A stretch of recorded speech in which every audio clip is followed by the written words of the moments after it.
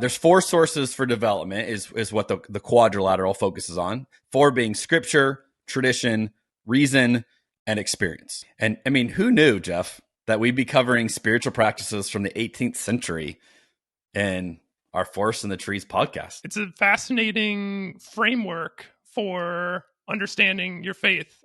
Like I said, I hadn't heard of it before. Jeremy, you said that you have, right? Is this a meaningful framework for you? I wouldn't say I necessarily practice it. One of the things that I've often heard in this is really an emphasis on, what's called sola scriptura, which is like scripture above all else. And personally, I always get hesitant with that phrase, which is not necessarily in, the quadrilateral per se, but a lot of ways it gets explained. I'm not sure if your YouTube videos talked about that, but it really puts an emphasis on how to interpret, putting scripture first. Which I get a little nervous at, because I think, and we've talked about this, in previous weeks, but I think sometimes we make scripture the 4th member of the Trinity, and we hold it, on par to God. And I think scripture is an invaluable resource to point us to God, but I'm always hesitant to put anything up, next to the person of Jesus. So that's a little bit of pause that I have, but I love the idea of, using scripture and tradition and reason and experience and putting all of them together to try to make sense of, life and God, and what does it mean to be a disciple, or to, make sense of the world. I love it too. And I must say the name Wesleyan Quadrilateral is a little bit more heady and intimidating than it needs to be, I think. Like, you could basically say this is just 4 bullet points that you should take into consideration. It doesn't have that much to do with math or geometry, right? That said, I really like the idea of using charts and graphs to kind of sort out your thoughts and feelings and worldview on things. Not that long ago, I actually made a video about using Venn diagrams to determine my own values when it comes to my personal creative output. So it reminded me of that. So I want to talk about these 4 points. I want to just kind of run through them briefly, because like I said, this is a brand new concept for me. And first thing I want to say is I can't believe they didn't go for the acronym, right? They could have called it REST, which is a term we talked about earlier. That's good. Yeah, REST. And Jeremy, but you talked about spiritual rest. They have to have the S first, Jeff. That's the problem. I know. That's what I figured was the only reason the they didn't acronym would have do to that. start with S. If you start with reason, you're on the road to to last atheism, week. To what we talked about, or annihilation. Yeah, exactly. Your hot dog's getting too close to the flames. Exactly. But Christians love a good acronym, so 2 sides of the same coin there. Anyway, as you said, all of these articles and videos always make a point to say, like, we're not saying they're equal. Scripture is above the other 3. Scripture is paramount, right?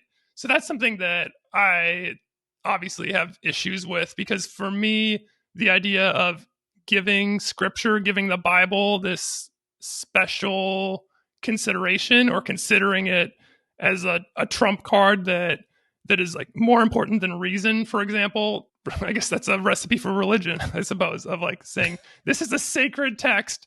Whatever the book says has to be true. And if what we observe in the real world is not true, then the world is wrong because the book is right, because the book has to be right. So that's my hesitation with scripture. Experience, we're going to talk about later in verses 4 through 6. We're going to talk about religious experience and my experience with experience. As far as reason goes, I would say I sort of reasoned myself out of Christianity in some ways. There's a lot of logical problems, and it reminds me of when I was kind of going through a crisis of faith, and I would watch a lot of debates of an apologist versus an atheist, and being surprised to see that the atheist won the debate every time. In my opinion, it seems like reason is not a faithful person's friend necessarily. Finally, tradition. I'm going out of order because tradition, for me, is probably my number one reason for being so preoccupied with Christianity and the Bible and all these things still, because it is my personal tradition. It's my upbringing. All of my family, most of my friends are very devout Christian. And even if I completely abandoned all of it and just walked away and didn't do this podcast, didn't read the Bible anymore, it's been such a big part of my life for so long. I think it will forever shape my worldview and personality and knowledge base. And in some ways, it's inescapable, right? Because it was such a big part of my formative years in life. And so that's why I want to try to understand it more and see what it's all about. And that's also what made me think, like, but maybe this is just the sunk cost fallacy of trying to salvage all of this time that I've spent on it. So those are my quick thoughts on the 4 points of the quadrilateral. A skeptic replies to the quadrilateral. Yeah. I didn't get that in seminary. So you're the one, I think we both have the same hesitancy with scripture being placed, at an elevated. So that's, it sounds like you and I share that in common. I think you and I share a tradition in common where we both have grown up in this. We, even if we wanted to leave it, it's part of our story forever, right? So there's a part of that you have to acknowledge, like, yeah, that's been my journey.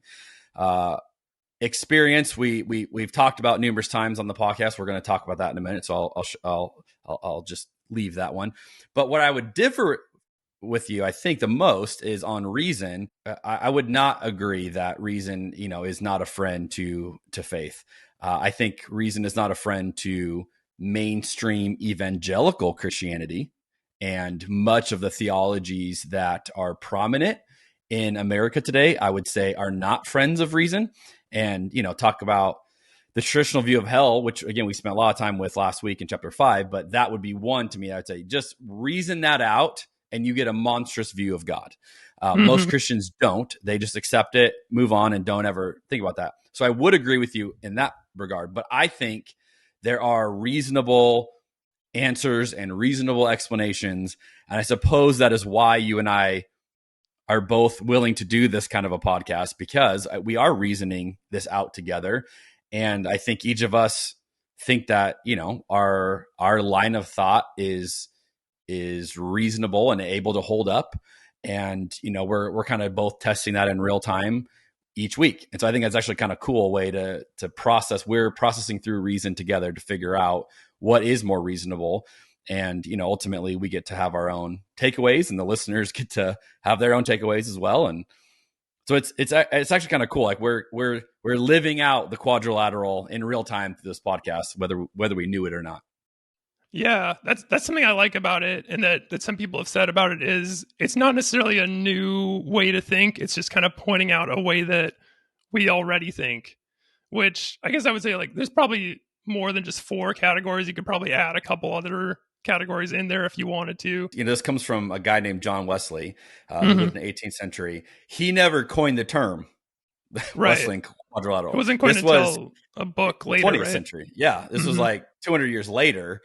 Someone was studying the life of John Wesley and figured out, he based all this on 4 things that, again, he didn't even articulate the way it is currently articulated today, which I also think is kind of funny. He's like famous for this thing that he didn't ever know about. I mean, he obviously practiced it in real time, but it wasn't a phrase he used. It's like Jesus laying out all these abstract ideas about salvation in the kingdom, and then later the epistles trying to make sense and form some theology around it. It's a dicey take there, Jeff. Yeah, Jesus wasn't a theologian. Paul was, right? That's my theological take there. Jesus is theology, Jeff. Okay, Jesus is theology. Fine.